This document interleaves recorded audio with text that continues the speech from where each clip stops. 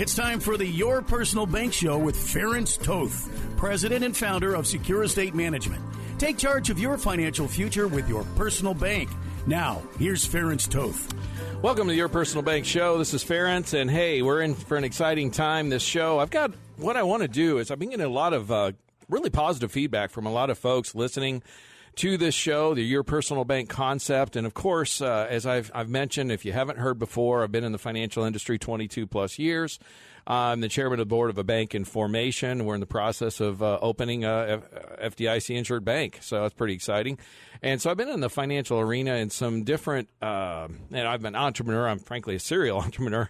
The bank will actually be my fifth business I've owned or been a part of. The fourth startup, if you will. So, I'm an entrepreneur, financial guy, soon-to-be bank person. And so I've got quite an interesting background or diversified background in the whole financial world that is, frankly, different than most, let's face it, than most people, most financial advisors. Nothing against them. It's just I've, I guess, been blessed. My wife calls me a Renaissance man. So I've always found learning about new things, particularly revolving around money in the financial world, as fascinating, interesting. I'm not a geek, if you will, in terms of I don't get into the numbers and dive in. That doesn't interest me. But the ideas and the concepts and financial literacy, those are all things that do interest me. And I got to admit, I think it probably comes from my background growing up. I grew up what you consider upper middle class. We lived on a nice house in the suburbs on a lake, all that kind of stuff. And then tragedy happened when I was 7 years old. My dad was killed. He died in a drowning accident, and it was a freak thing. He had been a college competition swimmer. He'd been a semi-pro soccer player in Hungary. He was from there. Of course, had escaped and immigrated here and was a U.S. citizen, and I was born here. But, he's in great shape and healthy and all that. And it wasn't expected.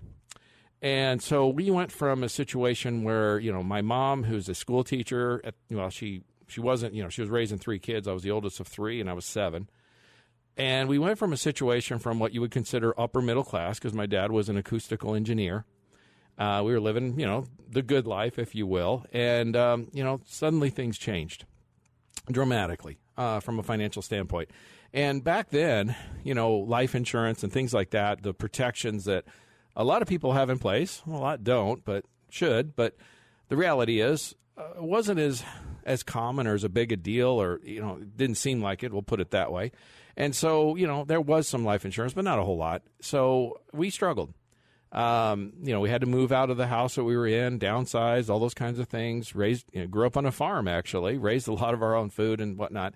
And I think it's those experiences of growing up. I had a good childhood. I mean, it wasn't bad otherwise. It was just a struggle. There was always a struggle financially. And I guess from that experience, I felt like, I didn't want to be there in the future. And what were the things that, as I grew up and became an adult, I think I just naturally gravitated towards that.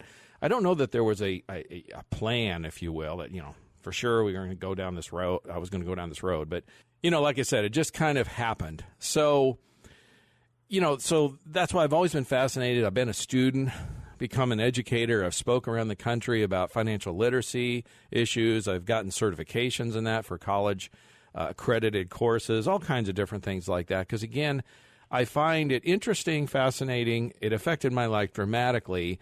And, I've had my financial ups and downs, but the last part of it is I just find that it's amazing how little financial literacy information is out there. We don't learn it in schools. We don't, it's not taught there. We don't learn it at work or jobs or businesses typically. Unless I always say, unless you grow up with like a rich uncle or something, it seems like you just don't get these lessons, and you kind of have to learn as you go along the way, if you know what I'm saying. The school of hard knocks sometimes. And you talk to your friends or coworkers or, other associates and learn things from other people's experiences. There's mentors out there. Eventually, many of us, myself included, learn that, hey, finding a mentor is probably one of the biggest keys. Somebody you respect who's been there, done that, and is willing to share some of their wisdom and knowledge. Most of us are not, savvy, or how should I say, not blessed with having that opportunity, and I was. more in recent years, not in the earlier years. So I understand the difference. And that's my motivation. That's the desire behind the show. We can talk about a lot of different things, financial things. I've done a lot of financial things over the years. But I focus on the personal bank for a reason. And by the way, that's the other thing I want to mention is when people call us and meet with us or meet with me individually, they sometimes are surprised when I bring up other financial tools as solutions. And I often say when we meet with somebody, I mean, well over 90% of the time, we're able to help that person and make a difference. It isn't always necessarily a personal bank that we employ. But the reason I talk about it so much is I find that as I speak around the world, around the country, here on the radio, various places like that, individuals, it just very little information. You know, folks just have very little information about the personal bank policies and how they work. And I had to laugh. That was 2 or 3 years ago. I was at a financial conference, and one of the, they have the breakout sessions. And one of the breakout sessions was life insurance as an asset class. And I just had to laugh because I'm like, I've been teaching that and sharing that with folks for several years now. I've been doing it about 7 years so far. It's dramatically changed our personal financial situation, both for ourselves, like I said, personally, and for our business. So really thinking of life insurance as an asset, and that's what I'm going back to. Again, I've had a lot of folks listening to this. They're intrigued by the idea. Maybe they've heard a little about it. I really appreciate it. Like I said, getting tremendous feedback here at the station. They've been telling me that the response has been tremendous, particularly for a newer show. And that's exciting. And I think it's because, again, sharing some information that's not common knowledge. Most financial advisors, nothing against them. They're just not focused on this. They're not specialized in this area, maybe not even licensed to handle the products, or they're dealing with companies that don't handle the tools to maximize cash growth within an insurance contract. And that's really what we're talking about. So again, it's the question I've been getting probably more than any else from folks who've been reaching out to me from the radio show, particularly, and online and various sources, is they're really having a bit of a struggle. It's a paradigm shift in thinking, if you will, in thinking of insurance as an asset versus an expense. And again, think of insurance as an asset. The key to it is this, and I've shared this thought several times. See, insurance is a financial tool like any other financial tool. And like most financial tools, they have a purpose. They are structured to accomplish something, okay, whether it be growth or safety or tax benefits or whatever that may be. But they strive to accomplish something accomplish something financially, okay? The most common purpose of life insurance that most people are familiar with and have experience with is as a death benefit protection tool. And that's how most people view and use life insurance. And in most policies that I look at, when I'm looking at contracts and illustrations and various things, that's exactly what they have. They have a tool that's designed to maximize death benefit protection. Often when we're looking at purchasing life insurance, what's the question most of us ask? What's the least amount of premium I have to pay to receive the largest death benefit, right? I mean, that's the question. That's what you search. And when you research online and looking for life insurance or talking to somebody, that's primarily the most common way that people approach it. And basically, is it an asset or an expense? Well, in that case, it's an expense, right? If it's a death benefit protection tool. Now, it may have some growth. It may have some cash growth. But the key is it's dependent on how it's structured. And the structuring of the contract in terms of maximizing cash or maximizing death benefit is key. See, there are riders associated with these contracts that can be employed that can maximize cash. They're not often used in the most cases I look at. But in the next segment, I'm going to talk about these riders. You see, a rider to a contract changes the contract, doesn't it? And it changes the structure of that contract or that financial tool. Therefore, it changes its purpose. The next segment will go into that. For more information on your personal bank, call Ference at 866-515-6280 or online at yourpersonalbank.com.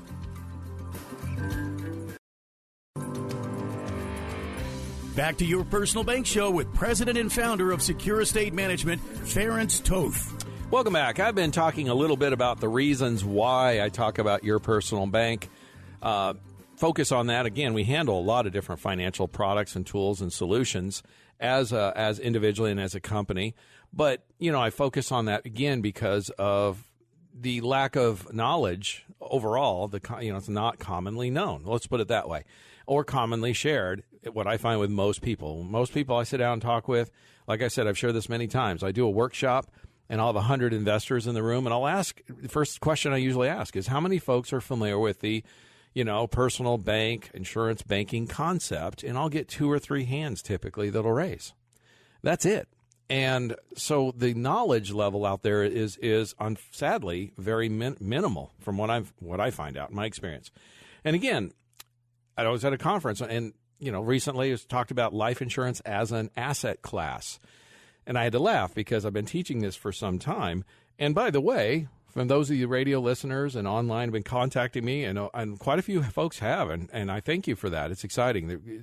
It's getting a lot of buzz and attention and interest, which is great because that's the whole purpose here, is to share an idea that most people are not familiar with or have limited knowledge on.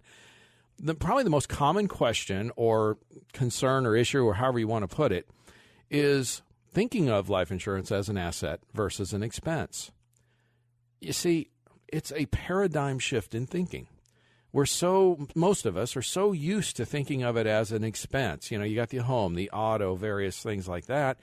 And you're like, oh, great, the last thing, the life insurance. And you got these bills, right, that you pay monthly or whatever. And the last thing you want is another bill. I get that. Again, that's not what we're talking about here. Now, understand this. Am I against having life insurance as a death benefit protection tool? No. If you have death benefit protection needs, as I do, I have a family, I have a business, I have minor children, I have a wife, I'm the breadwinner of the family. There are definitely, I have death benefit protection needs if something happened to me prematurely to protect my loved ones, okay, and also for the business. Many of you listening have those kinds of death benefit protection needs. Should you address those? Absolutely. Is there a lot of cost involved with that? Well, these days, life insurance, for death benefit protection purposes at least, is pretty, it's very cost effective because folks keep living longer, right? The cost of insurance has gone down over the decades. So it's not a large cost to create a death benefit protection in most cases. Of course, health and age factor in, but in most cases, it's not a big cost, and certainly it's something that should be handled. But again, Your Personal Bank, again, it's a paradigm shift in thinking. That's not what we're focusing on here. And I've shared this thought many times. Think of a teeter-totter. In other words, the teeter-totter is you have cash on one side, you have your death benefit on the other. Most insurance contracts I look at, that most people have or are considering, are geared heavily towards the death benefit protection. In other words, it's a death benefit protection tool. That's what they're looking at or purchasing it. What a lot of people don't realize is how much that teeter-totter can be adjusted. It can swing quite a ways in terms of maximizing cash value and minimizing death benefit. The limits are set by a tax rule called the Modified Endowment Contract, or MEC, M-E-C, MEC rule. You can look it up, Google it. It's been around since the 80s. It's nothing new.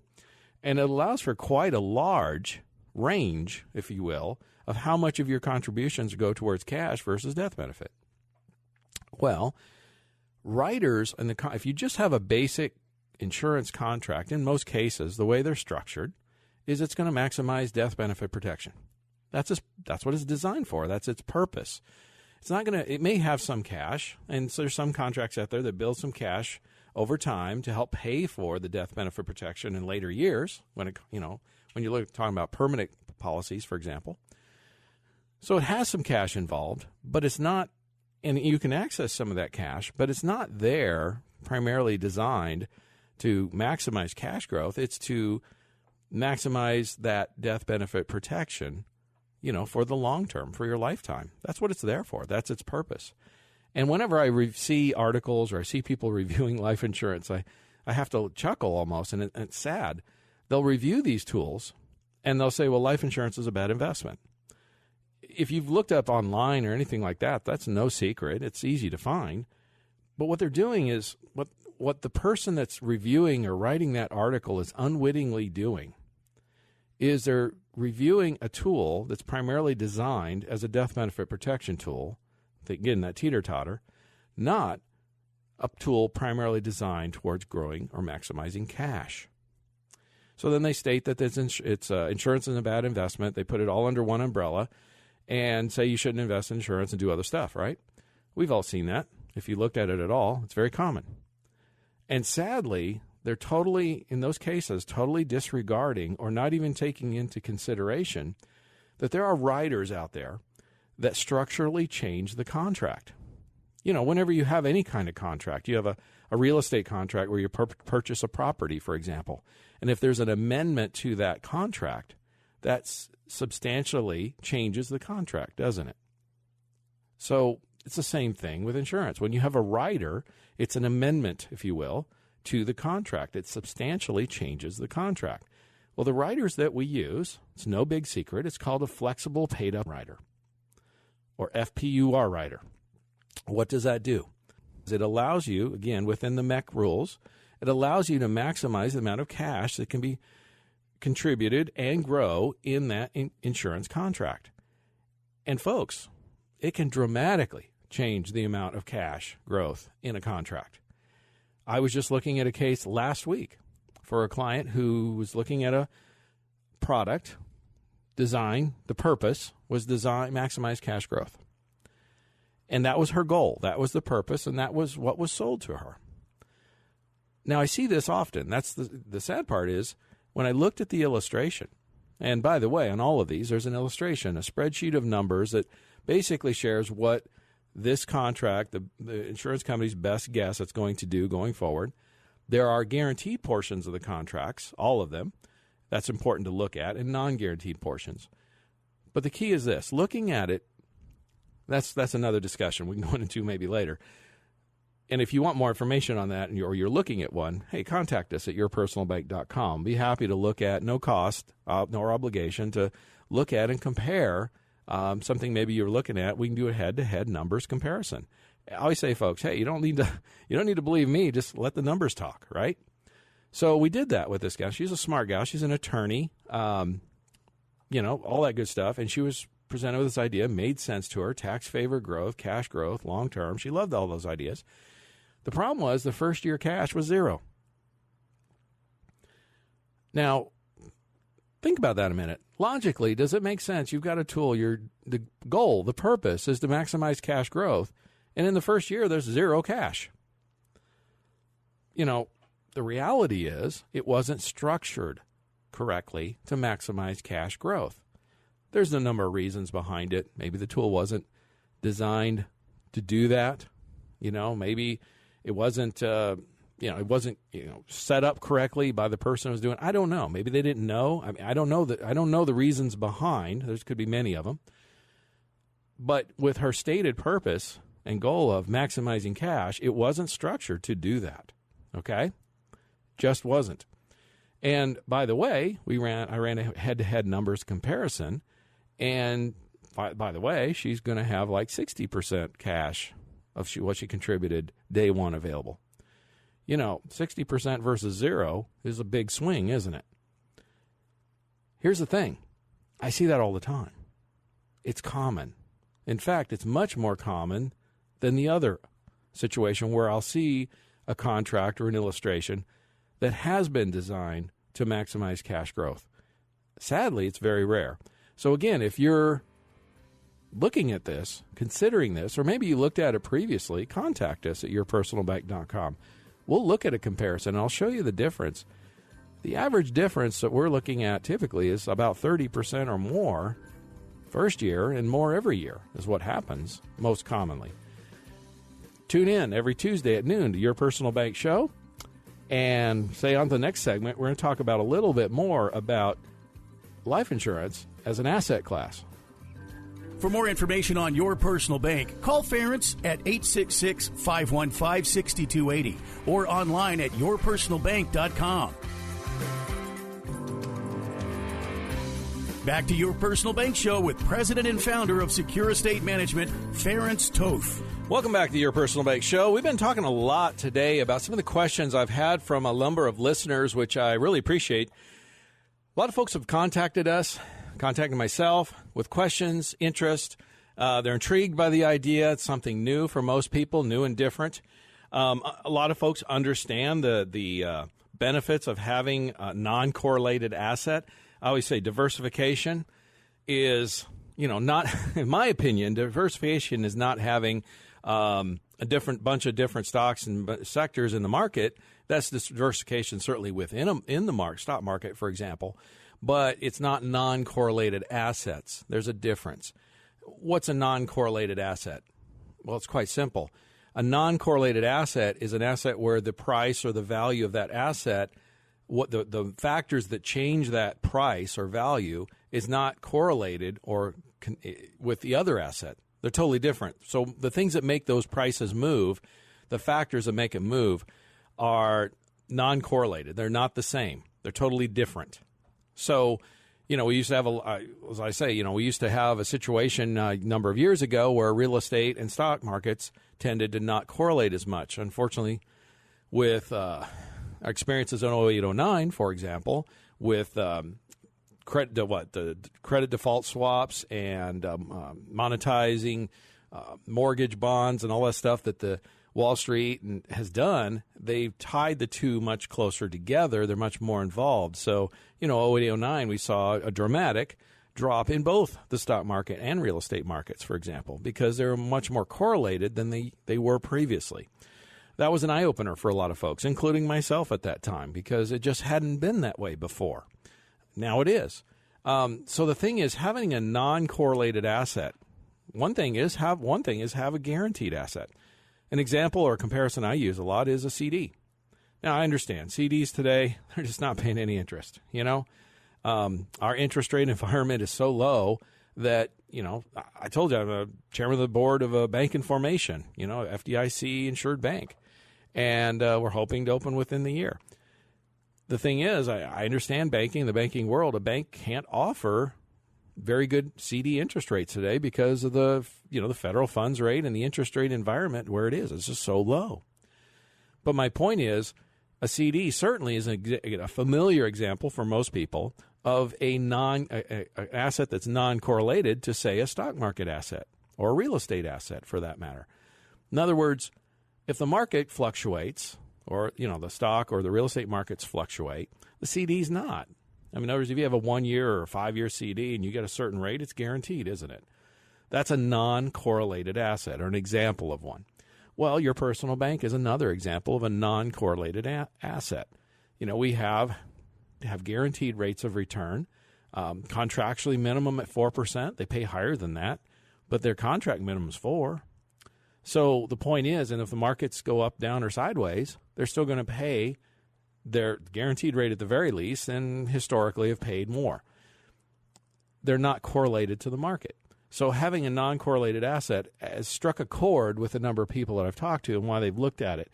And the other one, the question I get, and I guess that's what I was really wanting to drive at here, is that paradigm shift in thinking of life insurance as an asset versus an expense. And like I said, I was at a conference 3 years ago where one of the breakout sessions was exactly that. It was a financial advisor conference. And, the title of the breakout session was Life Insurance as an Asset Class. And again, I had to laugh because I've been teaching that for some time now, a number of years. And one of the big advantages is the value of asset diversification. As I said, having a non-correlated asset, okay? And, you can create financial protection, of course. You can build equity. That's a thing a lot of people don't realize. Cash values can grow and build equity to supplement future income needs, whether it be retirement, college, emergencies, opportunities, whatever those things may be, and you can leave a legacy to loved ones, okay? All this can be done on a tax-favored basis also. So there's some significant tax benefits involved with using life insurance as an asset class, okay? And I guess what I'm trying to say, what I want to get at with this show, is that you want to consider it, because most folks that I talk to and meet with, whether it be at a workshop, radio, online, individually, referrals, I get a lot of referrals. most folks have not looked at or considered your personal bank as an option in their portfolio. Now, am I saying it's for everyone? No, but certainly I think everyone should consider it. In other words, if you don't look at it, if you never even look at it, how do you know if it's something that might be a good fit? Do we do other things? Absolutely. That's the other thing. When I talk to folks individually and we look at their situation and ask them specific questions about, and get an understanding of their goals, where they're at, what they're trying to accomplish, do we always recommend your personal bank? No. Sometimes we recommend other financial tools because we feel like it's a better fit, and sometimes they're surprised, I didn't know you did that. Yeah, we do a lot of different things. My point is, why don't I talk about annuities or disability income or other different financial tools that are out there? Because in my opinion, I feel like there's a lot of information out on those other financial tools, certainly much, much more than information out there than what's on your personal bank. It's devoid of knowledge and information for the most part, is what I find. Again, I do a workshop, 100 folks will be there. The first question I ask, how many are familiar with this concept? And I'll get 2 or 3 hands. And this is a group of sophisticated investors. So these are people that pay attention to things. It's just not shared typically with most people. And again, if you don't even know about this financial tool, it's obviously not going to be in your toolbox. My analogy I use all the time is, if you're missing a tool and you're trying to build something, and if you're missing a tool that's vital to helping you build that, you're trying to build a cabinet or something, and you're missing one of your tools that would help you build that cabinet, can you still build it? Probably. Will it be harder or less efficient? Probably. In other words, have the tools. Having the asset diversification, or that non-correlated asset, there's no secret the market has been good for the past decade. It's also no secret that it's a fact we've had the longest bull market in history. And people get excited, greed and fear move the market, human behaviors, right? That's all known. And people get greedy and they think it's going to keep going, the way it's been forever. And let's face it, have some non-correlated assets. Don't have your whole portfolio focused on having everything in the market, for example. In fact, I read an article just a couple of days ago where it stated 25% of Americans in their IRA and 401k are 100% invested in the stock market. And the point of the article was that they're taking on way too much risk. I would have to agree. And a lot of them, by the way, were folks that were nearing or in retirement even. If you want information on that article, it's from MarketWatch. I'll be happy to send it to you. Contact us at yourpersonalbank.com. But protect yourself from that downside when things do happen, when things make a difference, and have that non-correlated asset, okay? And think of life insurance as an asset class like any other asset class. The next segment, we're going to talk about a little bit more on that to help you understand why you should consider it as an asset class. For more information on your personal bank, call Ference at 866-515-6280 or online at yourpersonalbank.com.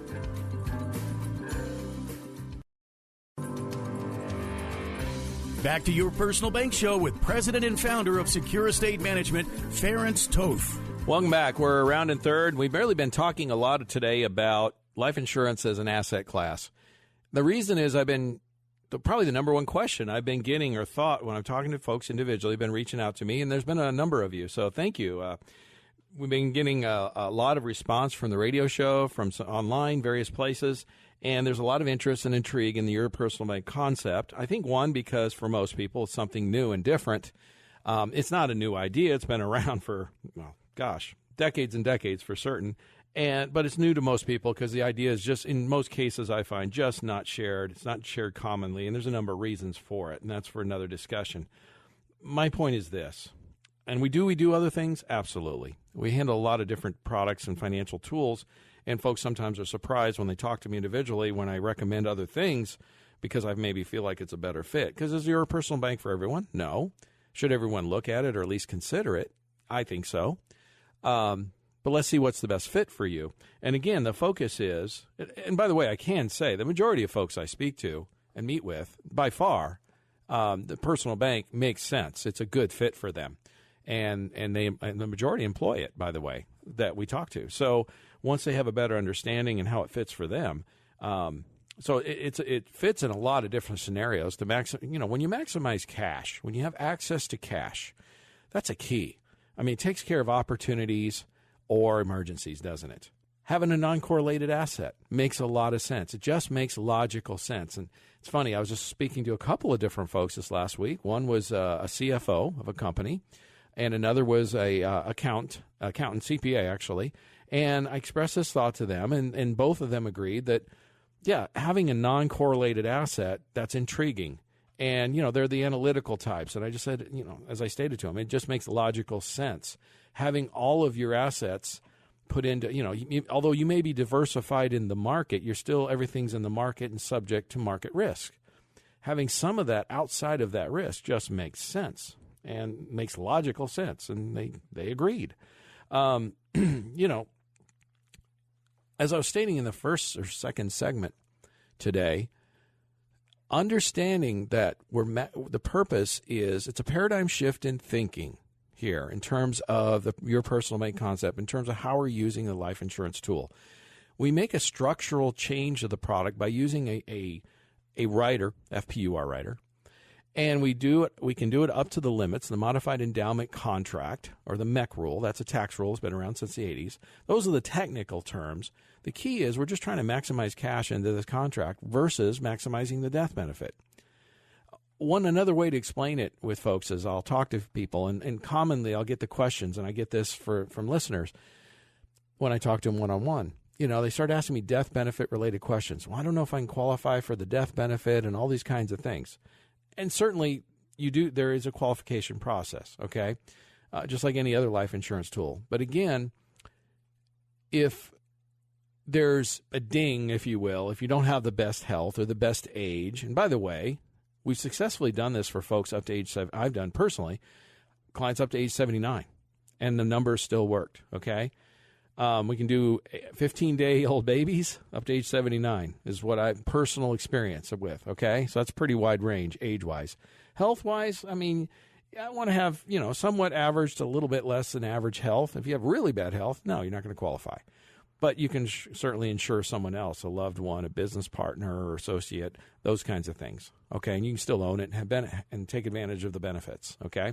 The cash, tax-favored benefits, all of it, right? Here's my point. If you're having challenges qualifying for it, it's not as impactful because, again, we're maximizing cash, not the death benefit. Our focus, if you think of the teeter-totters, is to maximize cash growth, cash access to money, day one, and the rest of your life, right? So the impact on qualifying, if you have less than average health, would your death benefit be less? Of course. But would your cash be affected? A little bit, but not as much as most people think. So cash is cash. It's going to grow. You're going to have access to cash. It's going to grow. You don't have to have the best health to make it happen and make it work, and the numbers work is what I want you to understand.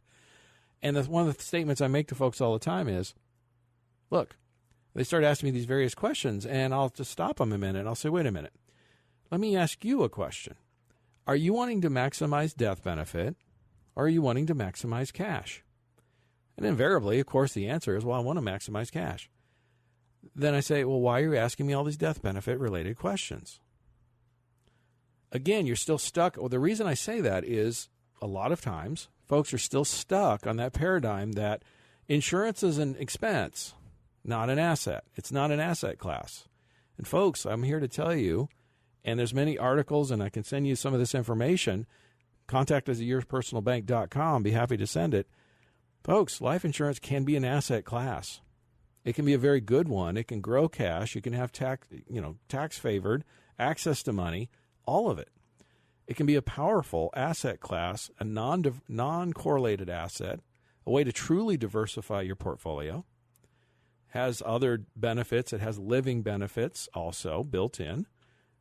What are living benefits? These are benefits basically that are typically associated with long-term care type needs. So if you had a serious health issue, long-term care needs, you have access to funds from these to pay for that. Okay? And of course, there is a death benefit associated. That's not our primary focus. Remember, we're trying to maximize cash growth. But in case something happens prematurely, there is a death benefit there for loved ones. Okay? My point is, the key point I want to make today, and I'm going to kind of finish up on this thought, is life insurance is an asset class just like any other asset class. It has definite purposes. It can accomplish financially certain things, safety being one, guarantees being another, tax favored is another, access to funds certainly is another. And again, it's non-core, and it has the living benefits and the death benefit involved. These are all benefits involved that aren't there typically with most other asset classes. I think we can agree on that. And then having that non-correlated asset to address those issues if they ever come up, needing access to money or whatever, or having the protections of a downside market turn or whatever, it's there. So having a portion of your portfolio in that non-correlated asset just makes logical sense. If you haven't really looked at Your Personal Bank, I'm going to tell you, contact us at yourpersonalbank.com. Schedule a time to meet with me. Let's chat. Let's see how this could be a great fit for you. And if it's not, or there's a better fit, we'll find that. We'll look at that also. But take a look at it. That's all I'm trying to say, is take a look at it and consider it for your portfolio. Tune in every Tuesday at noon to Your Personal Bank Show on 1510 AM or 105.3 FM. Listen next week at noon for more information on Your Personal Bank. Contact Ference at 866-515-6280 or online at yourpersonalbank.com. This show is designed to provide accurate and authoritative information. The presenter and guests on this program do not engage in rendering legal, accounting, or tax advice. Expert advice from a professional involving your specific situation should be sought, if required. Permanent life insurance is a long-term investment. Products, optional features, and riders may have limitations, restrictions, and additional charges and may not be available in all states. Withdrawals beyond principal may be taxable income.